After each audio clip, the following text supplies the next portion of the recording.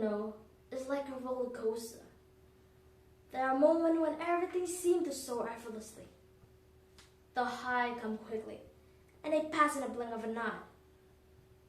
However, just as easily as those highs come, the lows can take us by surprise. The lows can be steep and overwhelming, often clouding our minds and making it difficult to see the light ahead. Good morning, judges and friends. My name is Petra, Budi, and Ainunnisa. I'm a 9th grader from Ainunnisa General High School, Pekanbaru.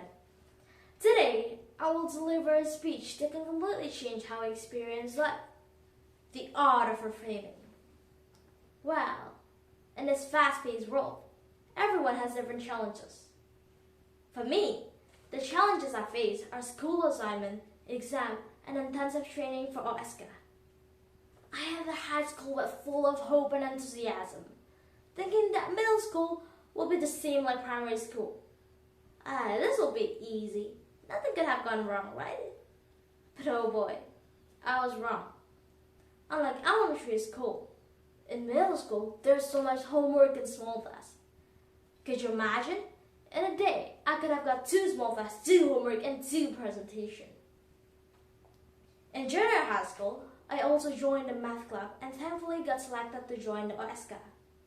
I felt so burdened. I had to think about small tasks, homework, and OSCA. Can I manage all of them? At first, of course, everything was going terrible. My small tasks were not so good, and all my friends had won medals in the math competition except me. My teachers also liked to compare me with the other students. They never really appreciate me. I feel very depressed. I'm already working hard. Why can't I be like them? I felt like I had fallen into a bottomless abyss. However, just like roller coaster, I know in life there will always be ups and downs. We cannot escape reality. The only thing that we can do is get up, try to improve, and not give up until we achieve our dreams. So I tried to balance it all and change my perspective. Wow, I have been given so many things that other children dream of. I was chosen for OSCA while other kids were trying to get that position. I can't stop now. I prepare for exam from 7 to 9, then wake up in the middle of the night from 1 to 3 to study math. It turns out that effort doesn't betray the result, even though at first it seems to be the opposite. My hard work finally paid off. Little by little, I started winning in competition, and I was grateful that I could enter the top 5 OSCA and the top 3 class rankings. We call this the art of reframing. But what is it actually? Reframing is taking a result and refocusing it toward the positive. It doesn't deny the reality of a tough situation. It acknowledges it, but it looks for the lesson or opportunity hidden inside. It's a mindset shift. So, what's the function of reframing? Why is it so important? 1. Changing perspective. Reframing helps us to see situations from a different point of view, which can transform how we feel about them. By shifting perspective, negative experiences can become opportunities for growth or learning. 2. Reducing negative emotion. When we reframe, we often reduce feelings of stress, frustration, or anxiety by focusing it on the positive or neutral aspect of a situation instead of dwelling on the negative. And the last one is fostering resilience. Reframing builds emotional resilience by allowing us to handle setbacks and difficulties more constructively. It helps develop a growth mindset, where challenges are stepping stones to improve it. So, how do we implement the art of reframing in our daily life? 1. Awareness of thought. Starts by becoming aware of your thought and reaction when faced with challenges or setbacks.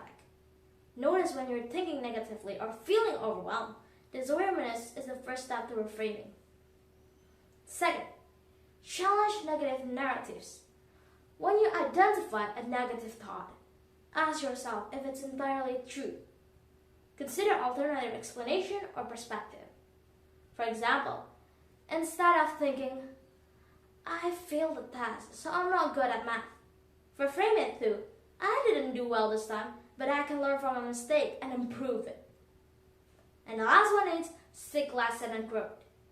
After facing a setback, ask yourself, what can I learn from this? Or how can this experience help me grow? This mindset shift encourages you to view challenges as valuable learning experiences rather than insurmountable obstacles. In conclusion, I know life is full of challenges. We can't control everything that happens to us, but we can control how we respond to it. Imagine at that time, I had continued to drown in sadness, blaming the school for so many assignments, blaming myself instead of getting up and continuing to try. I won't be the person I am today. Life is fierce. Sometimes you feel like the world is always against and pressuring you. But don't give up. Remember that there will always be a light in the end of a tunnel.